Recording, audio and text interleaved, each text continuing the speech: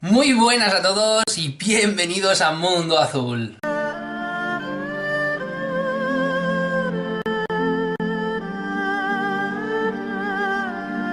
Bueno, pues ya estamos aquí un día más y bueno, como veréis estoy en un emplazamiento un poco diferente. No es que haya habido una catástrofe ni nada por el estilo, sino que bueno, hemos hecho un pequeño cambio en la distribución y ahora mi despacho está en la habitación contigua.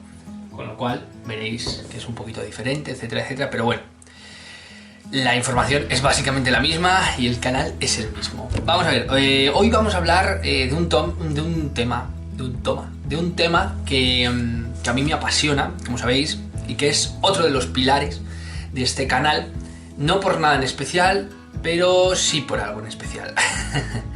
Hoy vamos a hablar acerca de los ovnis, pero no de ovnis concretamente ni de casos, que muy probablemente en un futuro hablaremos, sino hoy vamos a hablar acerca de los ovnis a través de la historia. Desde siempre el tema ovni ha sido un fenómeno de gran interés y se ha escrito mucho sobre él. Hay cientos y cientos de volúmenes de toda índole con respecto a lo que es el fenómeno ovni.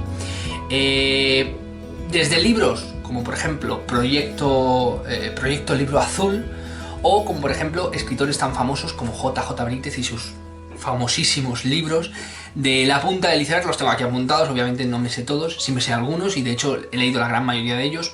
La punta del iceberg, Los astronautas de Yahvé, Caballo de Troya, Solo para tus ojos, La quinta columna, así que me vengan a la memoria, Experiencia en montaña roja, bueno, etcétera. Bueno, también mis ovnis favoritos, etcétera, etcétera, etcétera. Y luego otros escritores como Von Daniken, David Hales o Robert Temple, ¿vale? Y un largo etcétera que muchos de vosotros sabréis, no sé, Jiménez del Oso, Iker Jiménez, bueno, muchísimos de ellos, ¿vale?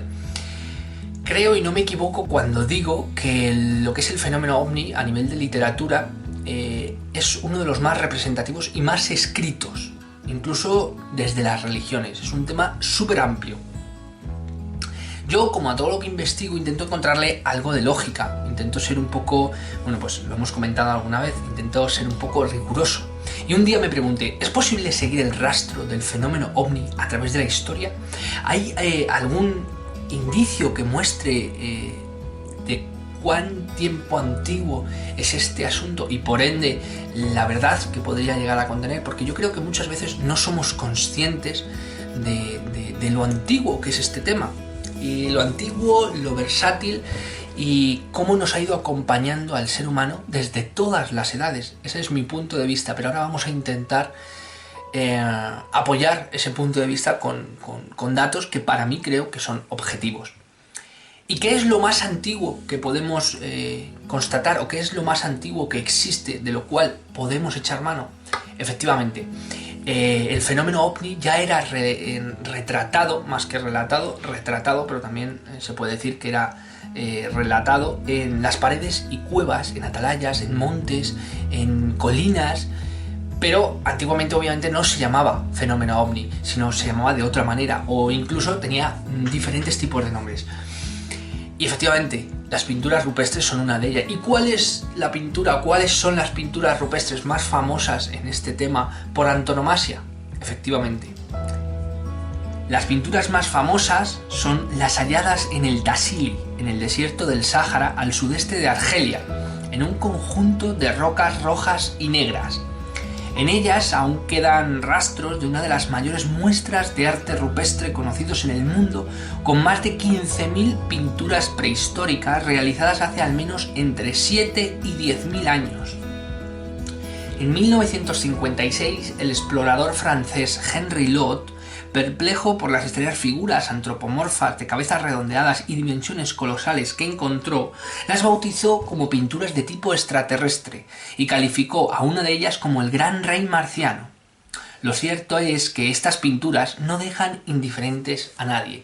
Los beduinos de lo que es la zona de los alrededores catalogan o dicen que estos sitios concretos suelen ser sitios sagrados, sitios de los dioses, sitios que nos cuentan un pasado muy muy remoto. Al menos eso es lo que piensan ellos y obviamente también es lo que pienso yo. Pero no son las únicas del mundo. Cerca del río Glenelg, en la cueva de Kimberley en Australia, cueva considerada sagrada por los aborígenes, están representados los llamados Wangina, seres mitológicos, algunos dioses relacionados con la creación del mundo. Muchas de estas pinturas se estiman que podrían tener del orden de 17.000 años de antigüedad. Pero hay más. En Tanzania existen varios asentamientos descubiertos por Mary Lake, esposa del célebre antropólogo con el mismo apellido. Ella fue descubridora en 1951 mientras trabajaba en el distrito de Kondoa.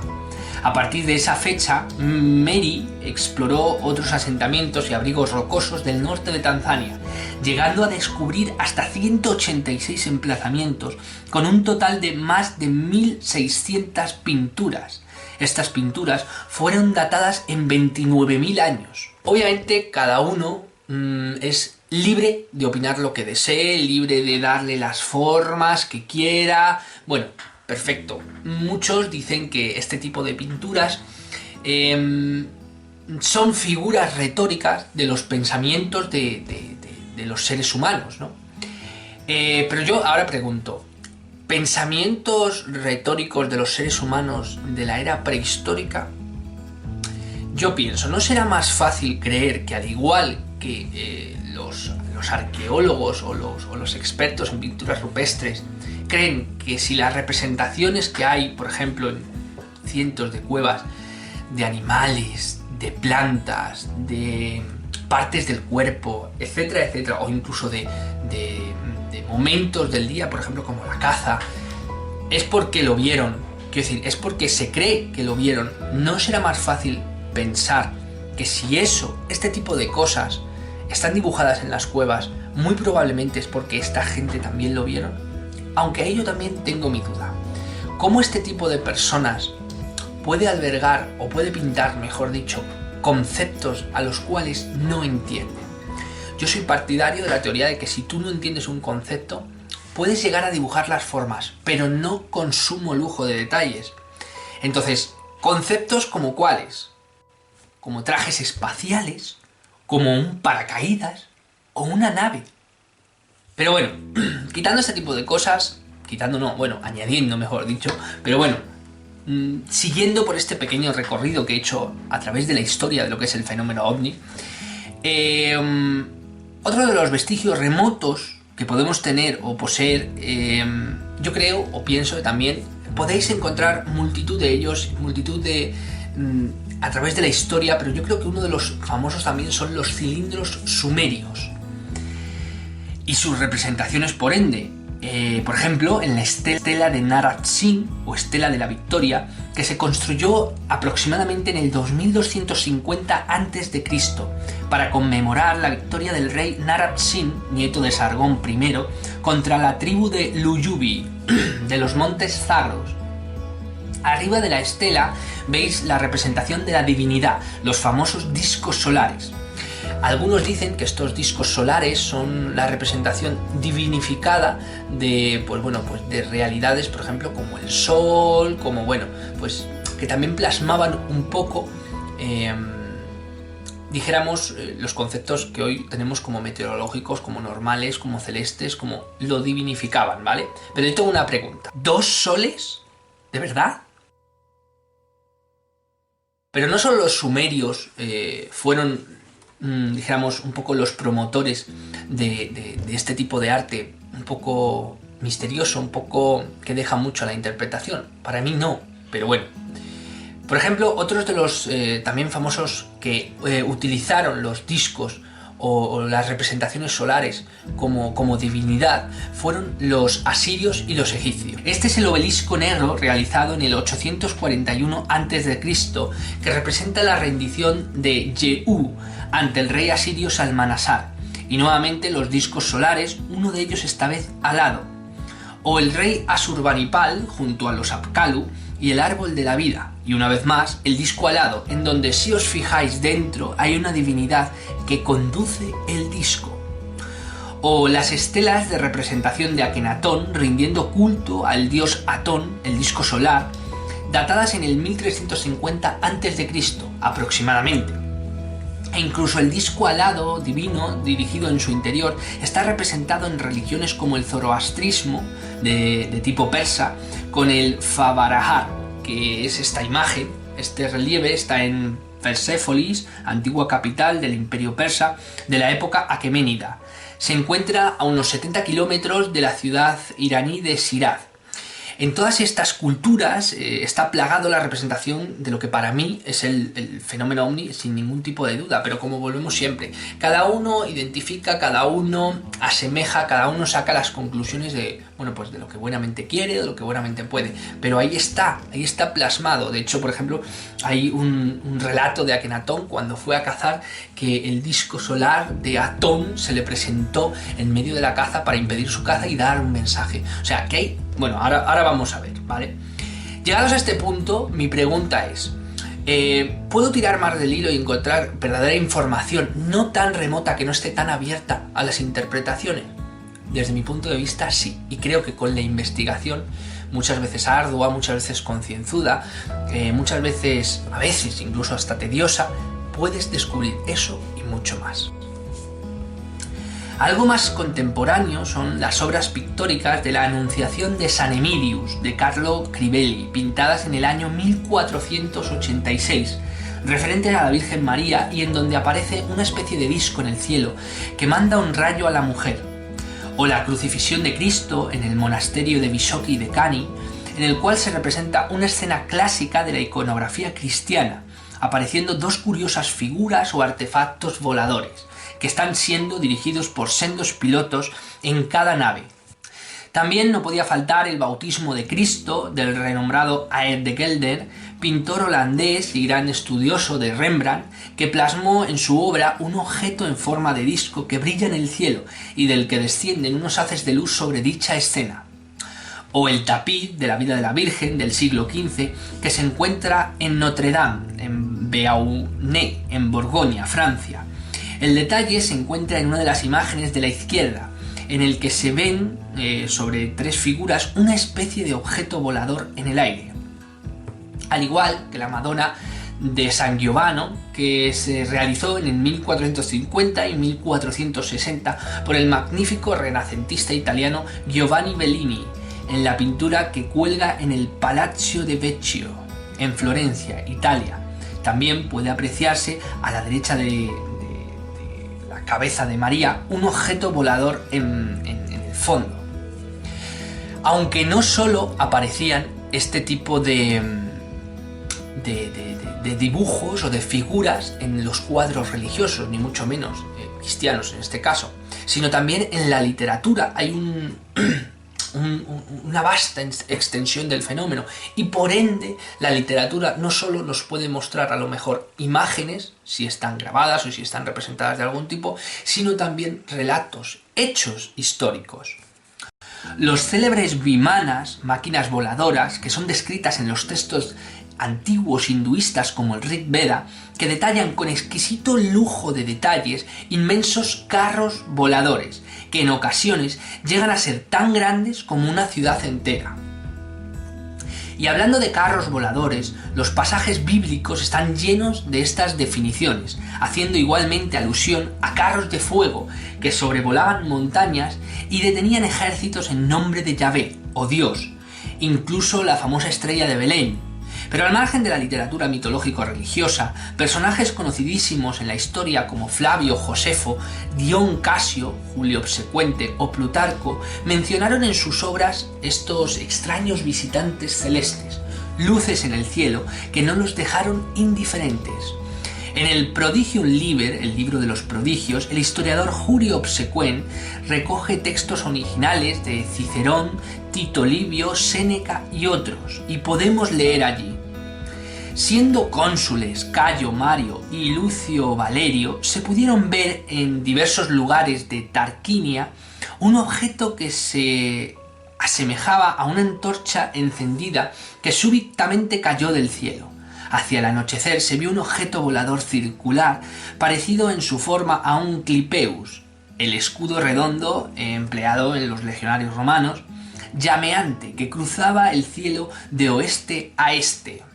Pero continúo. Algo como una especie de arma, proyectil de oro, se levantó con un gran ruido de la tierra y se disparó hacia el cielo. También podemos leer aquí, en el territorio de Espoleo, en la Umbría, una esfera de fuego de color dorado cayó a la tierra dando vueltas. Después parecía que aumentase de tamaño y se elevó del suelo y ascendió hacia el cielo, en donde oscureció el disco del sol con su claridad cegadora. Después desapareció en dirección al cuadrante este del cielo. Tito Livio también informa por su parte: naves fantasmas han sido vistas brillando en el cielo, mientras que en el distrito de Amiterno aparecieron en muchos lugares hombres con vestidos destellantes, de lejos y sin acercarse a nadie. Los antiguos habitantes de China se autodenominaban los hijos del cielo, y su literatura clásica proporciona una abundante selección de observaciones de objetos volantes desconocidos, con especificación muy concreta de momentos históricos en el que apareció cada uno de ellos.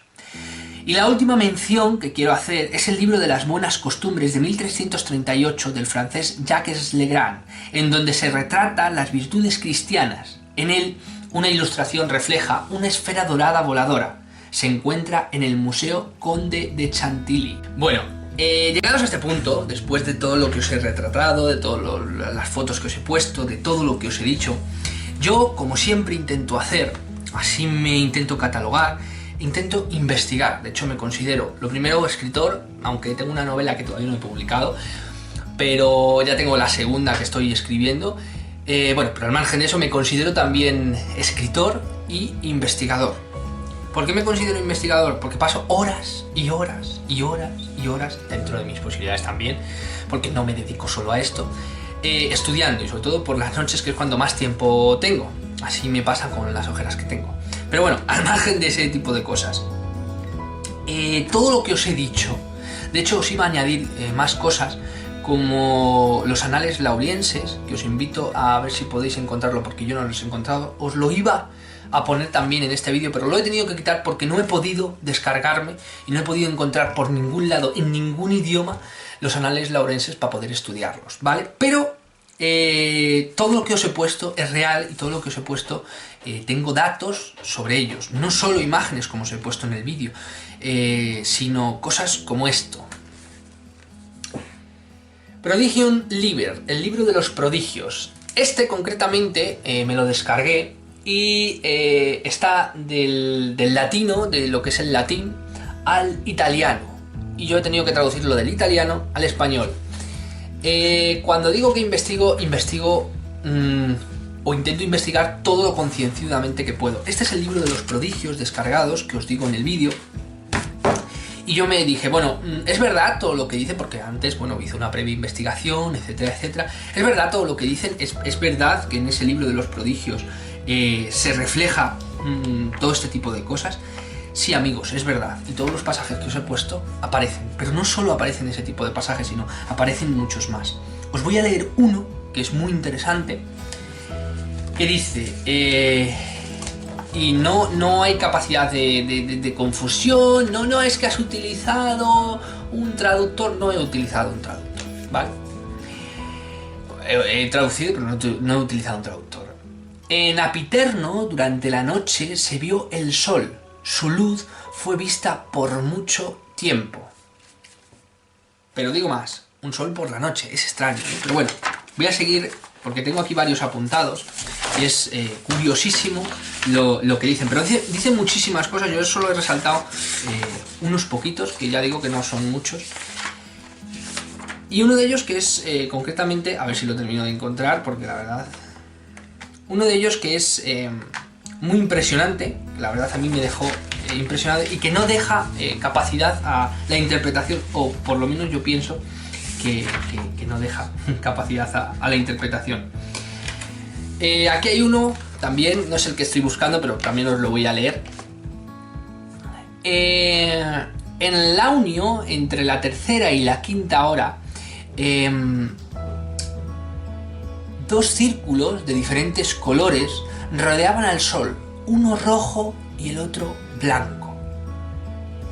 Curiosísimo. Voy a ver si encuentro el otro y si no lo encuentro lo dejamos, pero bueno. Ah, sí, bueno, mira, está aquí.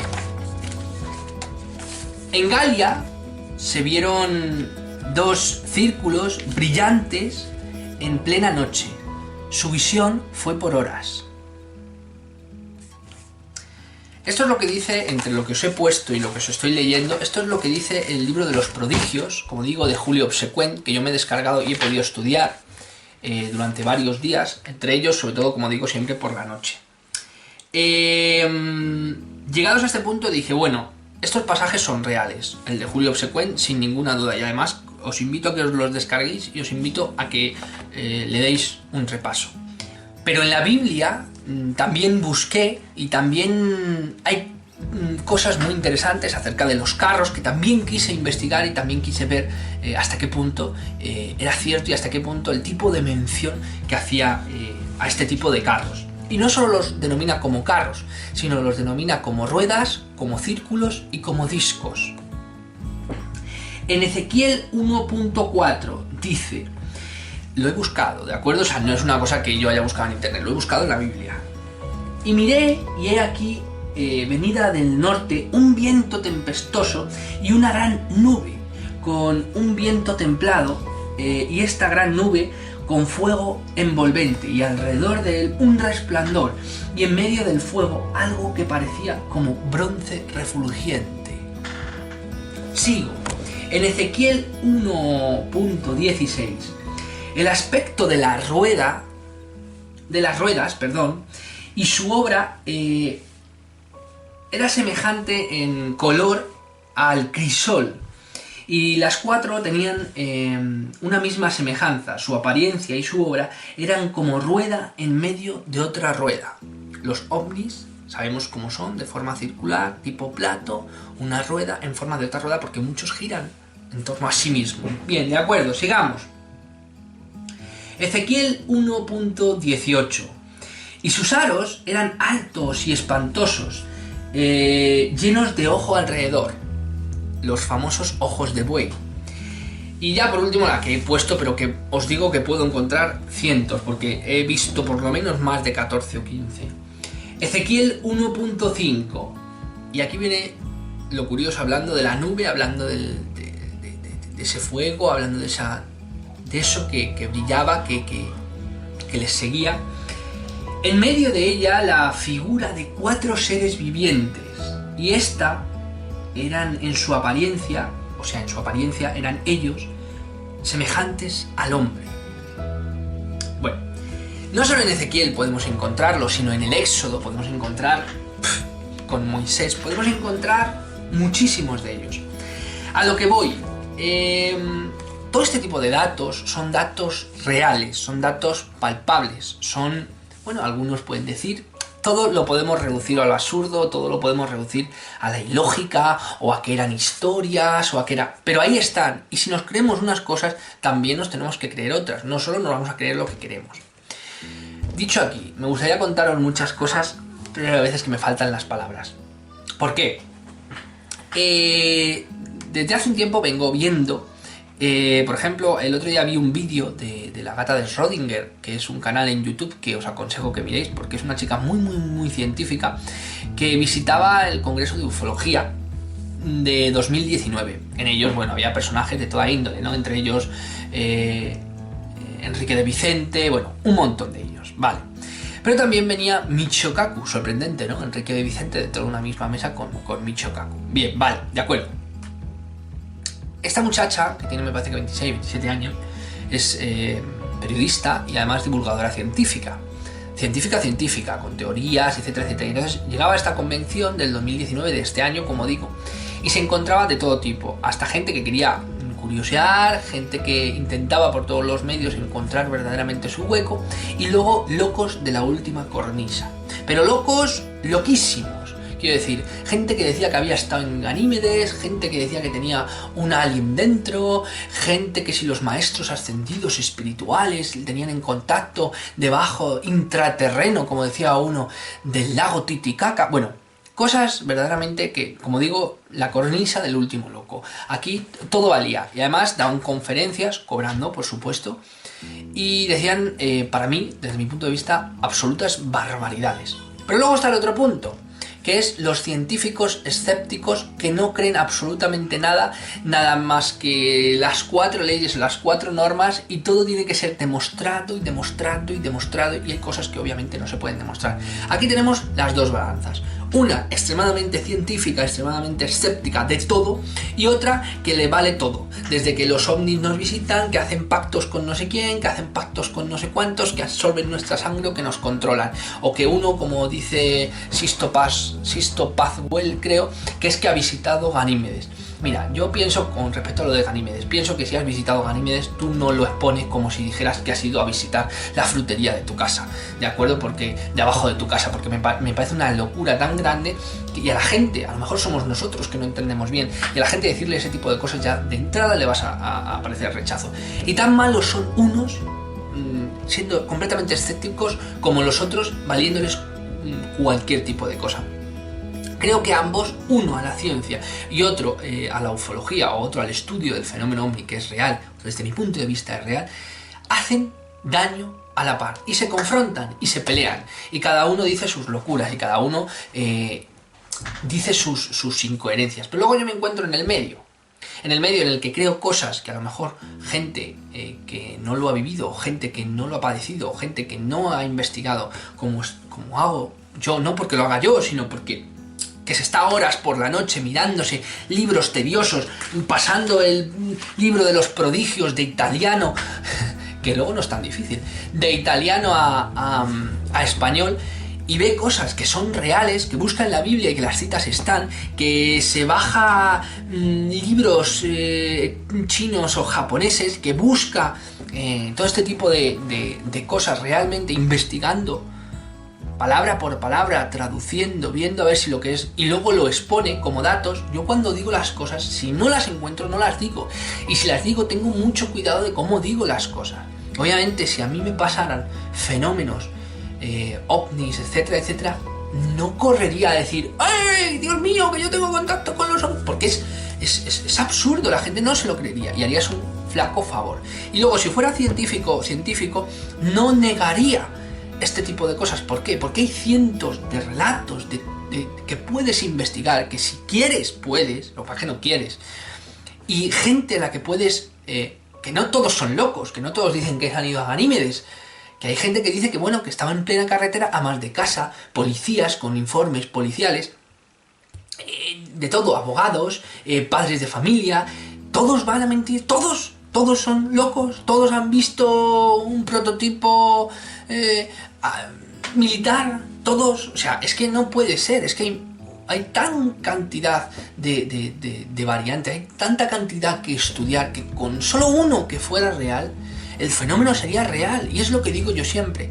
todos no pueden mentir, obviamente tampoco todo vale, tampoco, es como lo que os digo también muchas veces con el libro Durantia, sacar, y me vais a perdonar, pero es mi opinión, sacar teorías, que si Caligastian domina, que si no sé qué, que si no sé cuántos, que son propias tuyas de cosechas, de las cuales no tienes prueba ninguna, o que si tienes algún tipo de... es algo que tú te has sacado de ti, no porque no sea real, sino porque algo que tú has digerido, que has pensado, y que bueno, pues que así crees, es una teoría, ¿de acuerdo? Pero si la expones como si fuera cierta, sin ningún tipo de pruebas, y sobre todo siendo tan rocambolesca, caes en que te pueden llegar a ridiculizar, y no solo a ridiculizar, sino caes en el hecho de que tu teoría no sea tomada como cierta, y luego que hagas daño a un movimiento que es muy bueno, por ejemplo, como creo que es el libro Durantia, que es muy bueno, que tiene una información que hay que estudiar detenidamente, y que no es la locura de unos seres iluminados que han dicho, que han dejado de decir. No, eso proviene de todo este tipo de farragosos, tanto en el fenómeno ovni, tanto como en la ciencia, tanto como en gente súper ortodoxa. En definitiva, son la misma esquina de diferente mesa, son exactamente lo mismo, pero diciendo cada uno sus barbaridades y sus historias, que no van a ningún lado, y que con esa actitud, unos diciendo que lo han visto todo y que son los propios mesías, y otros diciendo que todo eso no existe, que todo eso son farandulerías. Vale, de acuerdo, pero ¿quién está ahí para investigar? ¿Quién se va a los sitios? ¿Quién habla con la gente? ¿Quién les mira cara a cara? Y y atiende a sus reflexiones, y quien vuelve a hablar con ellos años después y atiende a ver si lo que han dicho es lo mismo, les observa, les mira, a ver si cuadra lo que están diciendo, qué tipo de persona es. ¿Quién hace todo eso? ¿Quién se pone a las 11:30 de la noche cuando viene de trabajar y se pone a leer y a traducir del italiano al español? Nadie, o muy poca gente. No porque sea yo, quiero decir, no, esto no es algo para mí, sino que quiero decir, si queréis ser honestos con vosotros mismos y realmente entregaros a la investigación de este suceso, de ver y recopilar pruebas y tener una opinión crítica sobre ello, pero tenerlo con pruebas. Pienso y creo, como es lo que os he mostrado en este vídeo, que los ovnis existen. Y que no solo existen, sino que nos han visitado desde los tiempos más remotos. Bien, ¿ahora qué tengo que hacer? Investigar a ver si eso es cierto. ¿Cómo lo investigo? Pues me empiezo a recopilar libros. Yo tengo un libro por aquí de los sumerios, que es un libro de la hostia, que es además desde una visión puramente arqueológica. O sea, aquí no valen las tonterías, te ponen las citas, quién lo ha encontrado, el mes, la composición y cómo entra dentro de la historia, pero no te salgas de ahí. Y eso está también bien, aunque tú tengas una teoría que se salga de esos cánones, te da una visión para que tú no te salgas un poco de lo que es el juicio, ni te atiendas tampoco a todo tipo de fantasías y todo vale. No, todo vale no. Todo vale, ese tipo de teorías con también pruebas, es aunar los dos, es un poco un equilibrio, que es a lo que me refiero. Pero creo que los extremos, tanto para uno como para otros, tanto como para otro tipo de temas, creo que hacen mucho daño al movimiento que en este caso estás representando, que estás defendiendo. Tanto uno que dice que se ha ido a Ganímedes, y que me dice una gracia, lo siento este caso, pero es que se ha ido a Ganímedes. Si tú te hubieras ido a Ganímedes, es que lo vi el otro día y dije, pero bueno, ¿cómo alguien puede decir esas barbaridades? Si tú te has ido a Ganímedes, de ser cierto que te han abducido, que sigues teniendo en contacto con gente, que yo sí creo, que soy partidario de personas que tienen o han tenido contacto asiduo, o que siguen en el día de hoy teniendo contacto asiduo con estas civilizaciones, son muy pocos, muy poquitos, no porque sean elegidos, ni pollas, ni pitos, ni flauta, no, para nada, no va en ese entorno, sino porque los eligen por cierto tipo de características, como si a mí me eligen porque pinto bien, o al otro le eligen porque juega bien al baloncesto. No es cuestión de ser más o menos, sino es cuestión de facultades que unos tienen, otros no, o incluso para comprender la información, porque estés, bueno, pues menos cerca de lo que estamos hablando, del magnetismo científico o de la locura, de la fantasía, ¿entiendes? Sí que creo que hay gente que tiene contacto con estas civilizaciones de forma muy esporádica, a lo mejor asiduamente, pero pocos reductos. Pero también tengo claro que esa gente no habla. Esa gente no lo dice, no va diciendo que ha ido a visitar Ganímedes. ¿Por qué? Porque cómo tú te expresas, aunque le quieras dar normalidad, estás expresando una cosa tan importante que te sucede en la vida, como si fuera, pues eso, como si fuera bajar a la frutería de Don Paco que está ahí abajo. Y la gente no se lo cree, obviamente no se lo cree. Y los científicos no se lo creen, obviamente, porque si no dirían, no, ¿y por qué no bajan aquí a todo el mundo? Bueno, las teorías esas ya os las he explicado, las explicaré también. Creo que no bajan, porque no creo que es demostrar como tal, sino ir poquito a poco haciendo entender una serie de bases y poco a poco hacer al humano más consciente de una serie de realidades, y eso tiene que ir poco a poco, aunque ese poco a poco el 80% o el 60% sea de ridiculizar, sí, pero ridiculizar tras ridiculizar tras ridiculizar, llegamos al punto en el que todos conocemos de los ovnis, todos conocemos de las realidades, y todos poquito a poco, aunque Hollywood ha hecho también mucho daño, pero también ha ayudado a que entendamos cierto tipo de cosas, quitando ese tipo de cosas. Os apremio a que investiguéis, os apremio a que todo este tipo de cosas ni lo descartéis, ni os vayáis al lado científico de ¡buah! Ovnis, ya, pum, no tengo ni que escuchar lo que estás diciendo. Ni os vayáis al punto de decir, yo es que los sumerios, los no sé qué, de los no sé cuántos. Bien, pero apoya tus teorías con pruebas. Apoya tus teorías no solo con hipótesis, porque la zona hipótesis no es solo algo viable, porque todos podemos tener hipótesis. Yo puedo decir que Carracuca descendió del cielo, me dio un mensaje y se fue. Bien, pero ¿qué pruebas tengo? Coño, pero si me voy a Tórtoles, que está a 50 kilómetros de aquí, me voy a Navatalgordo, me voy a no sé dónde, voy viendo que esa misma historia se va correlacionando. Coño, pues ya tengo un punto de partida. Ya tengo un punto de partida para investigar. Y ese tipo de cosas, cientos y cientos de cosas. Y lo mismo que he hecho yo con el libro de los prodigios, que me lo he descargado y que he buscado las citas en la la Biblia y que he buscado la información que os estoy dando, que la he recopilado y la he buscado y la he guardado por otro punto, igual que eso está cierto y podéis acceder a ella cuando queráis, que siempre os animo a ello porque es algo bueno, es algo bonito y es algo barato y es algo que accesible a todo el mundo.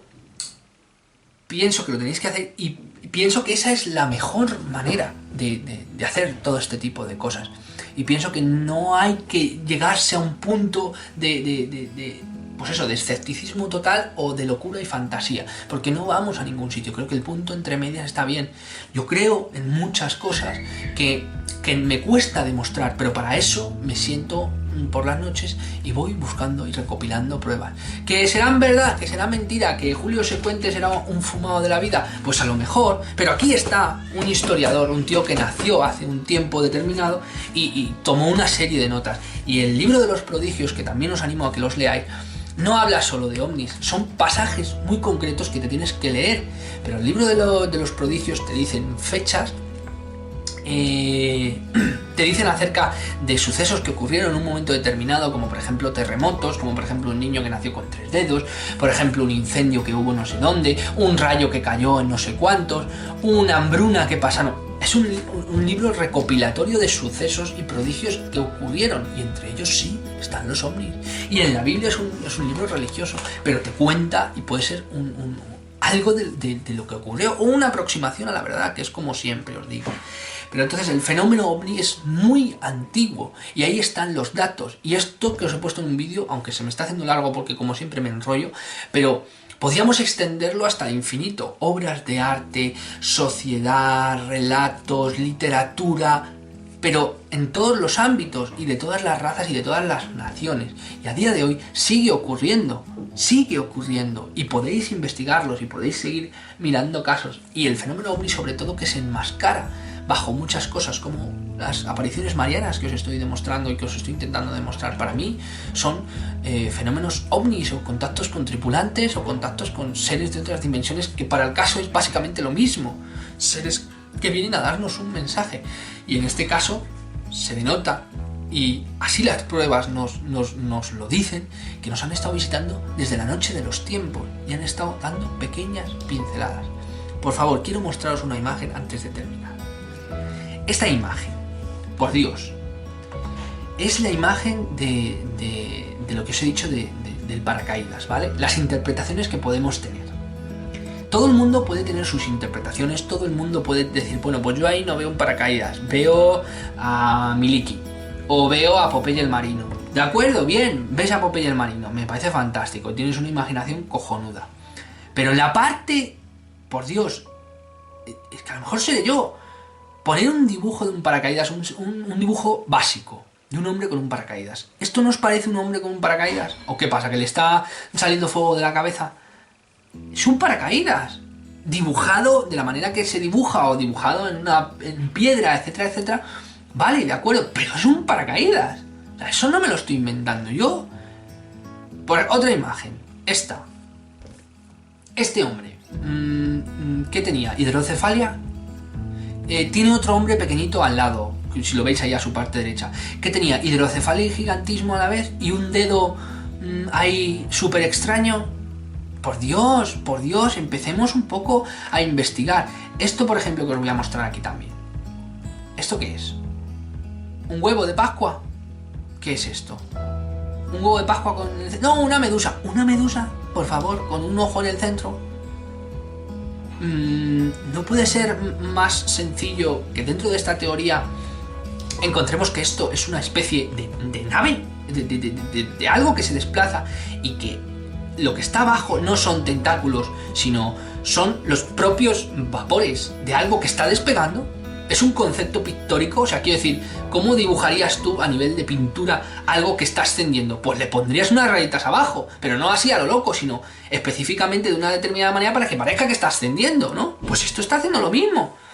Y ahora yo os pregunto, ¿quién tiene este tipo de conceptos? ¿La gente de la prehistoria? No, tiene que ser alguien que tenga un concepto de lo que es un traje, de lo que es alguien, de lo que son unas antenas, de lo que son un casco, de lo que son todo este tipo de cosas. Si no, no lo dibujas, si no, obviamente lo dibujas como un sol, ¿no?